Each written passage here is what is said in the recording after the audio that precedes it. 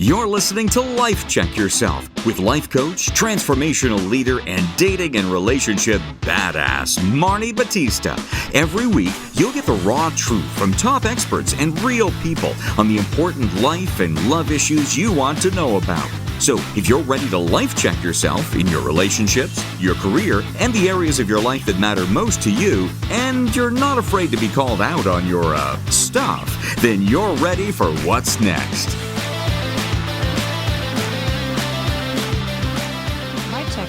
With Shanenn Bryant.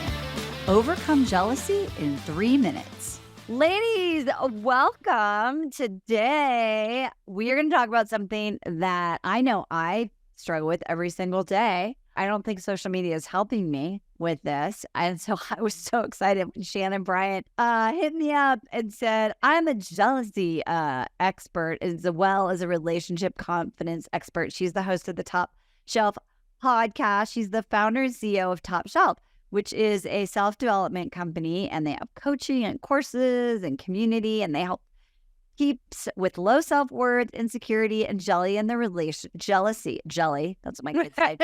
Jelly in their relationship. And she's really done so much in this field to help people break up with the bogus beliefs around jealousy, crack the control code, and overhaul their insecure habits. And it's really funny. So I watch a lot of reality love shows, which I could pretend are for my work, but they're not. And it's funny because I was thinking about this just the other night when I was watching Love is Blind. And I was like, these people are so insecure and so jealous. But the way that I was thinking about it was like, I would never be insecure. I would never. And I'm like, oh my gosh, we're all like this. These people are just doing it for all of us on television. So let's just talk about, I know that you say jealousy isn't a problem, it's a solution. So let's just start there. Yeah. Well, thank goodness there weren't cameras around, during my jealous days, because I'm sure it was just as cringeworthy as what you see on TV. But unfortunately, yes, it does happen that way for people in real life, and maybe even worse. So yes, I hear all the time, people will say, I have such a problem with jealousy. Jealousy is such a problem in my relationship. And what I want to say to that is jealousy is not the problem.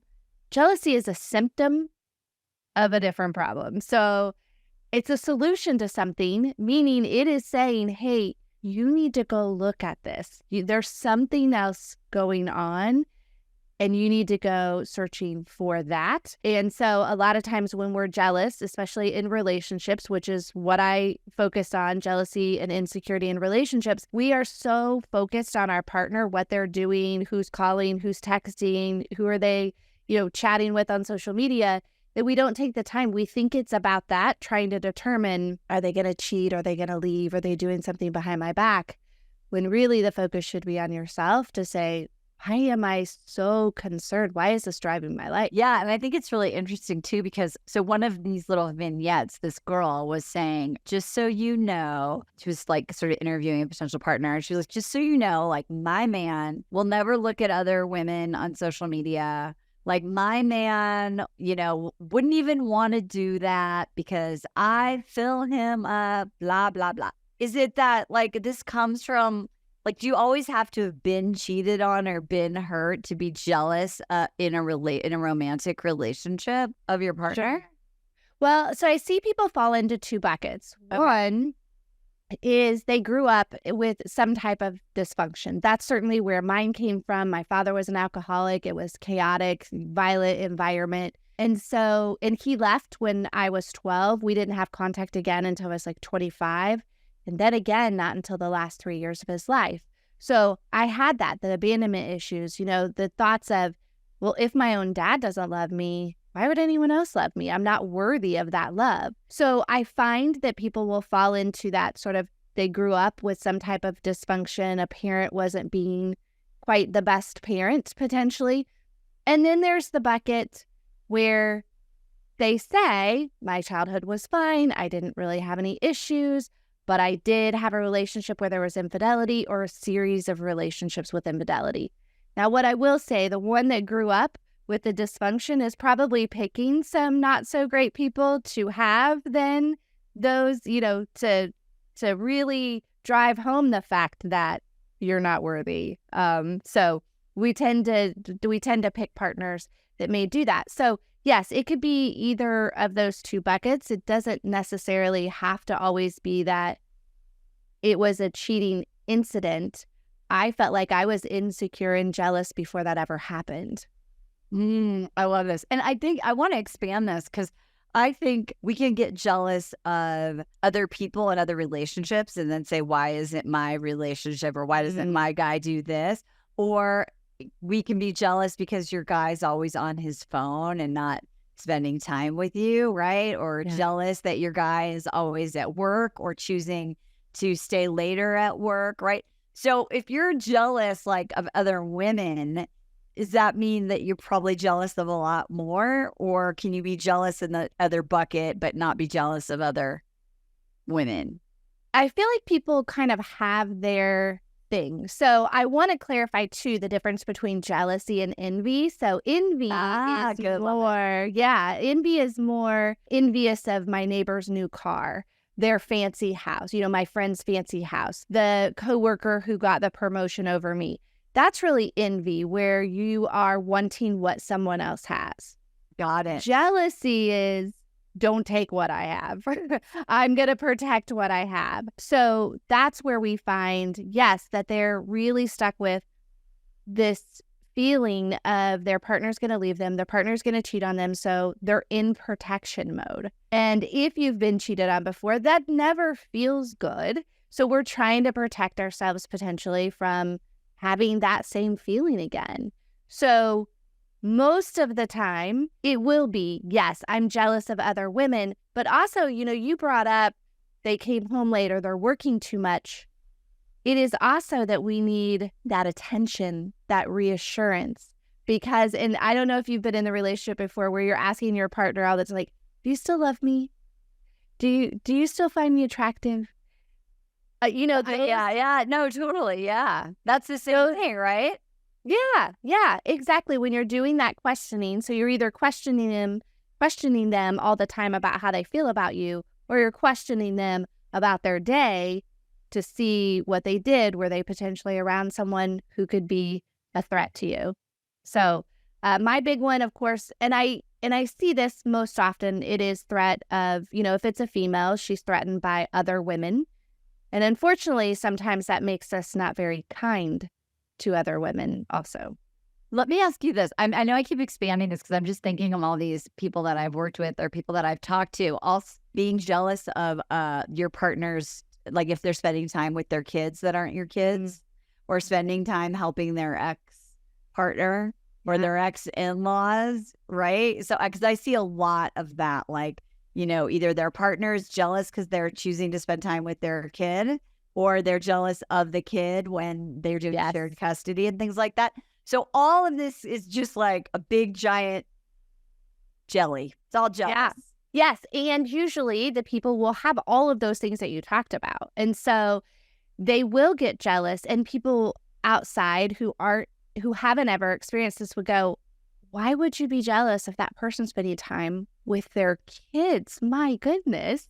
It sounds very harsh, and it is really, but that person is making that mean something about them. They would rather spend time over here. Or what does that mean for me? Especially if it's a new relationship, there's an ex that's still involved. There's we're not really mixing the two of those yet. That can really get someone's jealousy fired up for sure. Okay, good. Now that I've basically pointed a finger at every single person who's listening, just because I want to make sure someone's like, oh, I'm never jealous. I'm like, I think we all are a little bit. Okay. Yeah. So now let's talk about what you call the self-regulation recipe.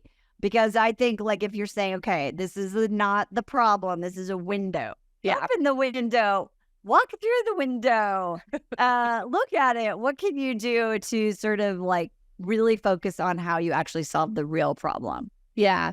Well, someone who is, what I call this sort of morbid jealousy that I'm talking about, they are anxious all the time, all day long, all the time, especially, so you use like, are we jealous of other women? I'll use myself as an example. So before I really got a handle on this, when my husband and I would go to dinner, we'd walk into the restaurant and I'm already spotting the threats. I have already figured out who he may look at, who he might find attractive before we've even sat down. So then I'm looking for those things. And guess what? My anxiety is raising. I'm already, I'm kind of on edge. I'm looking for it. And then as soon as he maybe looks in that direction, then this overwhelming flood of emotions takes over. And that's the piece where I hear a lot of times, like, I was out of control. I feel like I couldn't control myself. What I said, what I did, I kind of caused an argument between the two of us. So that's where the self-regulation recipe comes in. Because yes, when your nervous system is that activated, your brain is not thinking clearly. Right. And the best way that I try to explain it is we have to lengthen the space between the trigger and your response. And then we have to shorten the gap of recovery time. Because if you were arguing and if your partner's been dealing with this with you for quite some time, they tend to hit a wall with it and go, enough. I've had enough. I don't want to do this. So in that space where we're trying to lengthen that gap, your nervous system is out of regulation. So the best thing to do, and I know people go, oh, please don't tell me to breathe or exercise, but that's exactly. If you do box breathing to get, because you've got to get your head on straight again, so to speak, and be thinking clearly. Because what we do is we go to that first thing. Oh, he looked at her. See, I knew he was going to do it. I knew he was going to find her attractive. What a pig. He's doing this, that. When maybe he was just looking that direction for the restroom. Or maybe he was looking at a painting on the wall. Or maybe he was looking at her. But there are other possibilities. And so we just go straight into our habit of, see, I told you. I knew that you were going to do this. I knew that you were slimy. I love it. Yeah, we have to slow that down so our mind can get open to think of, well, what else could it be? Right. And one of the things that I hear you really saying is that if this is happening to you, then having like the pattern go on and on and on, and then beating yourself up for the pattern, and then just saying, okay, this time I'm not going to do it, is not really effective, right? You're just because then you're perpetuating the, well, see how I suck. He thinks I'm crazy. Like, of course, he's imagining his life with that woman who's not jealous or whatever it is.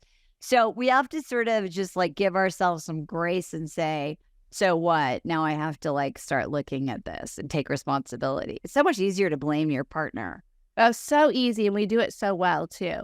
And that's the biggest thing. Like, let's get really aware of what you're doing, which is sort of the other part of this is the self-awareness. So, you cannot change something that's blocking you, something that's in your way, unless you really take a look at what you think, do, and say. Those are the three things. What am I saying to my partner that is damaging the relationship, that is insecure, that's showing up that way? So my favorite one was, if he were trying to get me to remember something like, oh, remember when we went to that one concert? And if I didn't remember right away, I'd say, oh, that must have been your other girlfriend. Those little jabs that we do. Yeah, we have them. And we probably don't realize how often we are saying them, because if you just hear the sentence, it doesn't sound too bad, but your partner understands what you're saying. You're saying to them, I don't trust you. I don't believe in you, that you're in this for the right reasons, that you're going to stick around. And so we're damaging the relationship. So that's the say part. The do is really, are you looking at their phone? Are you looking at their text messages? You brought up social media. Social media doesn't help on both ends. It doesn't help to see what they're looking at, and it doesn't help you in the comparison. So that's the do part. What are you doing? What are those insecure habits that you've fallen into? I used to check location services like it was my job. Like, I would check to see, like, is he where he said he is? Is he still where he said he is? Oh my God. What's he doing over there? I had no idea he was going to that side of town today for what? And so then that's the do. And then, of course, the last part, the think. We have all those old potential belief systems that we walk around operating through.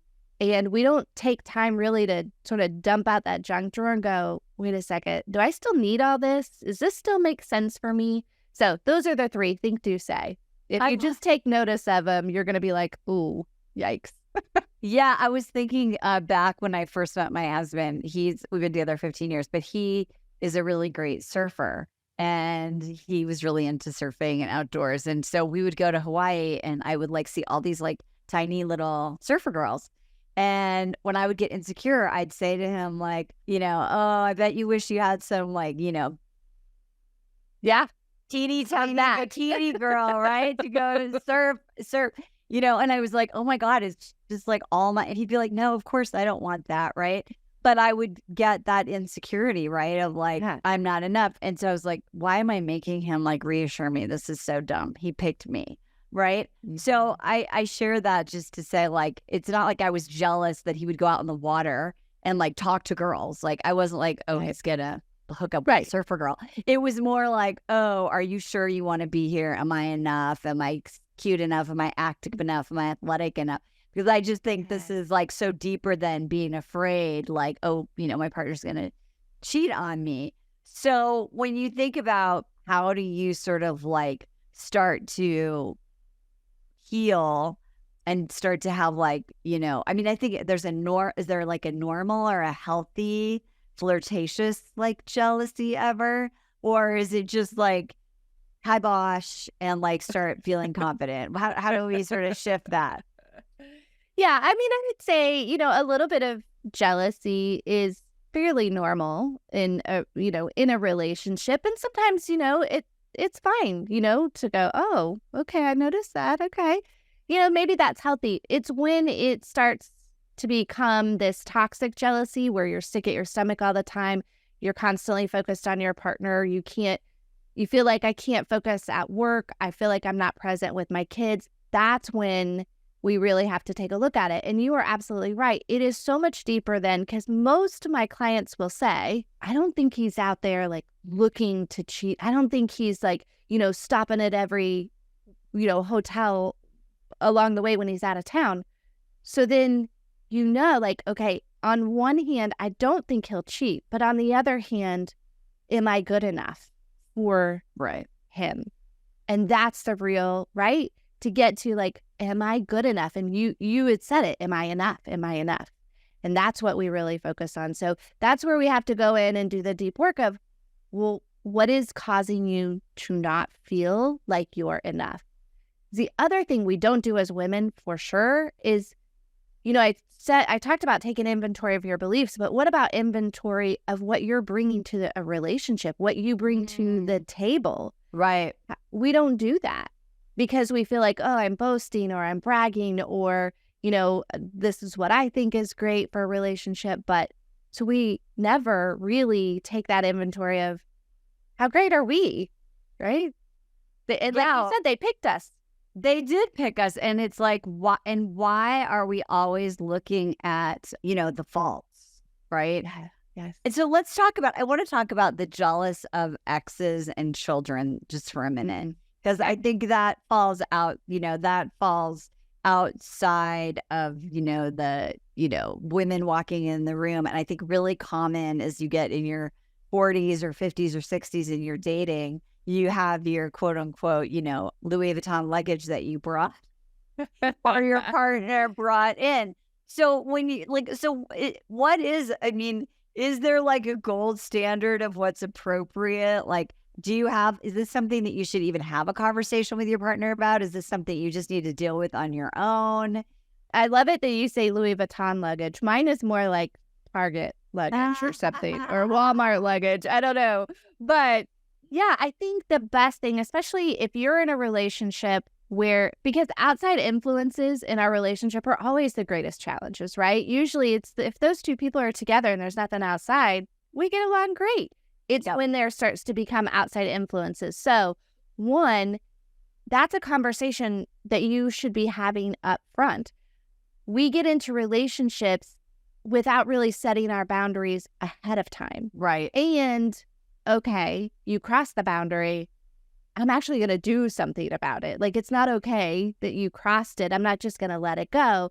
So I think one is, yes, have that conversation. Figure out what that relationship is like beforehand. And then you can make the decision of if that's a relationship that you want to be in, if they still have a lot of contact. I mean, there are some couples who, I mean, they're still exes that are going to dinner together with the kids because they want to show that family dynamic. Yep. If that's their scenario, you have to then decide, do I want to be in a relationship where that is the case?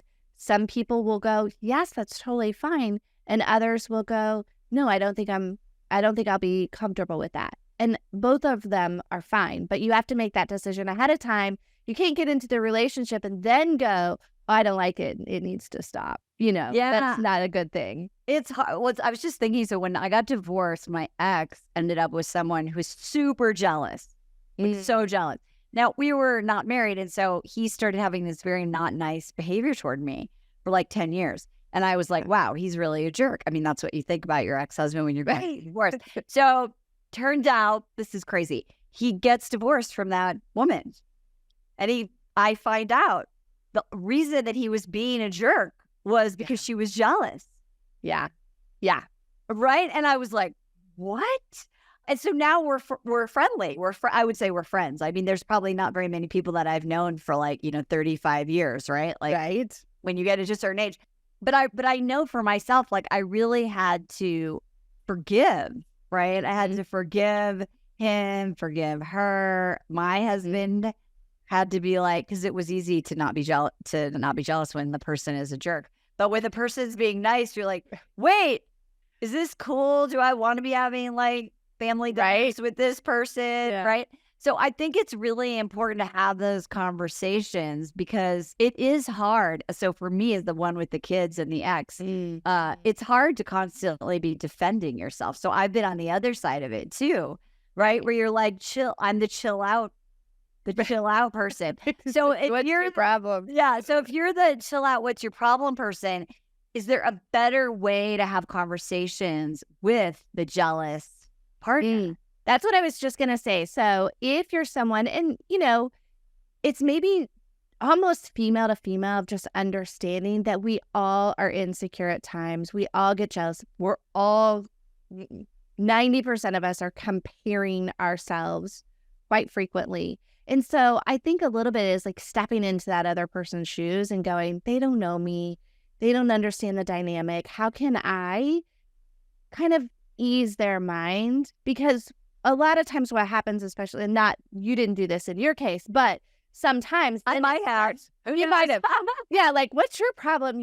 Get over it kind of thing. And okay, but then you're kind of putting your partner in this middle ground of like, oh, I feel like, there's back and forth tugging. So sometimes it might be best to just go, hey, let's go grab lunch and just chat. I'd love to get to know you more. I want you to get to know me. And hopefully they're receptive to that, because usually when they feel like, okay, she's fine, she's not trying to threaten my relationship, this is why they're just co-parenting, then hopefully it eases that. Now, it's not always going to happen that way. Women love to be in competition with women. That's just something that some are just that way. So, but that's my recommendation. It's not easy to navigate no matter what, divorce and exes and all, and kids being involved and stepkids. It's always hard to navigate. But I think if you can come from that empathy and a little bit of compassion to say, okay, let me see what I can do to make this better. Yeah. And I think that was like the hardest part for me at the beginning, right? Was to understand, say like, I totally get it. You haven't known this dude for 30 some years. You've still only known him for X. Right. He wasn't, and he made me cry and made me sad. So I get why you're bummed out right now. Yeah, I think that's huge. And then with kids, right? Like, my husband will say to anyone, like, if you get with a partner who has kids and you're the step, you're always going to be second. You can't be jealous or it'll make you nuts. Do you agree? I mean, I don't know if he's right or wrong, but do you agree that you just sort of have to like really do this work that you do with people because you got to be confident in yourself when it comes to kids? Yeah, I mean, I think you have to get to a point where it's like, I don't need that reassurance. And him spending or her spending, whatever the situation is, them spending time with their kids doesn't mean anything. It doesn't take away from our relationship. And I think it's really situational. So, I mean, if it's 3 years from now and there's still no intro to the kids and it's only, you're never invited, that's a whole different situation. But I think just getting really comfortable and being, because you can have a different type of relationship with the kids. Right. It doesn't have to be like, oh, I am this other piece now in that same way, because sometimes that's hard for kids. And it's sort of the same way as we have to remember what they're going through. I remember, when I got divorced and my son's stepmom, it was very early on and she signed off on something for school. And I was like, what? Yeah, right. You are not. And then you have to go, the other part too is it's more love for the kids. So it's just really it's a hard balance. It really is. But if you're more secure with yourself, and that's the whole idea, like, let's focus on ourselves first before we go trying to fix all these other relationships. We don't even have that great relationship with ourselves. And that is huge what you're saying, because I always say the problem you think you have is not really your problem. So, right? So that's so good. Right? Because if you're saying like, my husband or partner does this or that and the other thing, and you're having this toxic jealousy, like I really love this flipping it, Shanenn, about like actually the lens is on you and you're having this unhealthy relationship with yourself. And then before we wind up, because this was going to be my next question, is so then when is it like you're like, okay, this person is inappropriate and their behavior is unhealthy and I'm not being overly jealous, it's just a flag. Yeah. So if it's okay, I want to describe the difference between intuition and fear, because that's where it's going to show up. So fear, because women will do this all the time. Well, I noticed something and it just kind of made me think, or he did this one thing and now I'm super obsessed about it. What does that mean? Because you see all over social media, it's like, if they do this, it's a red flag. If they do this, it's a red flag. And so people are like, oh my gosh, we can't look at the instances, solo by themselves. You have to look at the whole big picture. So fear and intuition, even when you just say the words, they sound very different. Fear sounds really heavy. Intuition is light, it's airy. And that's really how those two things come to you also. So if you go into it where like, oh, they are, let's say your partner's traveling out of town. If you have massive fear about your partner traveling out of town and like, oh my gosh, well, what's going to happen? They need to be calling me every 3 hours and I'm going to look them up on location and I'm really anxious about them traveling. I'm worried about what they're going to do. And then maybe they're traveling for business and they go to a dinner and it takes a while and they haven't called. And you're like, oh, I knew it. Are they doing something? Remember that time that you traveled and I couldn't reach you for a couple hours? Like that's where that is fear-based and not intuition. It is a sign that your partner is doing something wrong. Okay. So and intuition is going to come to you like when you're in the shower and you're like, oh, you know what? I just remembered whatever. So it's just going to come to you. You're not going to be in this anxious feeling about whatever is going on. And so I would say, yes, if you start to see a pattern of like, that didn't make sense. Wait a second, he just said he was over here, but last week he told me that he went here. If it just comes to you in that way. But if you're questioning him every night after work, like, okay, I'm trying to connect the dots, and then something doesn't add up, it's probably just fear. So if there's a string of those intuitions, then yeah, you probably want to look into it. But if you're already digging through his phone because you're worried about it and you happen to see a weird emoji that you didn't like, it's probably nothing. So I was thinking too, when my kids were teenagers, that thing of like being afraid and then being like, wait, is something going on that shouldn't be going on here? It's like noticing, right, the difference. Like we have to get to hone that skill. Yes. Yeah. And you can hone in your intuition skills. I had a great guest on my podcast, Ashley Greer, who talks about intuition and how you can practice to get better at it, like to notice it. So yeah, absolutely. It's a skill. I try to listen. I had to get I chose to get an MRI yesterday. I'm just like laughing at myself because I went to the restroom and I was like, I think I'm having an intuition. I shouldn't be doing this. No, I shouldn't be doing this. And I realized it was just totally like a panic fear, which was like, and you're going to be in there for 45 minutes. I was like, blah. Right? Yes. But I'm smart, and I'm just sharing that because I think that when we're really smart, we could talk ourselves into, right? But what you said, everyone, what Shanenn said is really important. That was in the moment. There was the trigger situation. She said 45 minutes, $1,500. And I was like, so I think this is a really important thing. I love always when we look at a pattern of behavior and we can see where it came from and we can trace it back and we can have our most highest willpower intention to change. And what you're talking about is to honor it, right? Like, and engage with it and have it be your next level of growth, because that walking through that window into that light of self-confidence and self-love and communication and all that is like a life-changing thing. It is. Yeah, absolutely. And believing that you can make the change. That's the biggest thing. You know, growth follows belief. So you have to believe that I'm not, everyone else that's making great changes or who's able to overcome jealousy or turn down the volume on it or not feel so anxious or whatever that thing for you is, everyone else around isn't special in that way. They just did the work. And they believed that they could change. I love that. As a person who grew up with, my dad never cheated, but my boyfriend in high school cheated. I caught him cheating. My boyfriends cheated.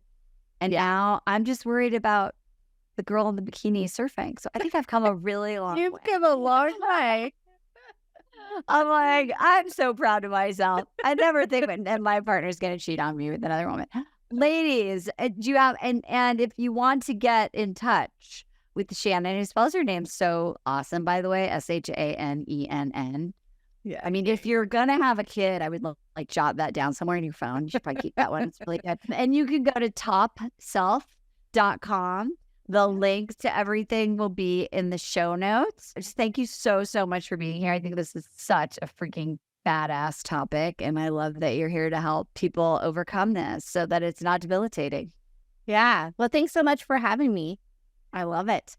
Ladies, oh my gosh, so many ways to life check yourself in this episode. If you have a friend who's constantly trying to get you to see how her person is cheating on her or her person is letting her down, maybe you could just pass on this episode.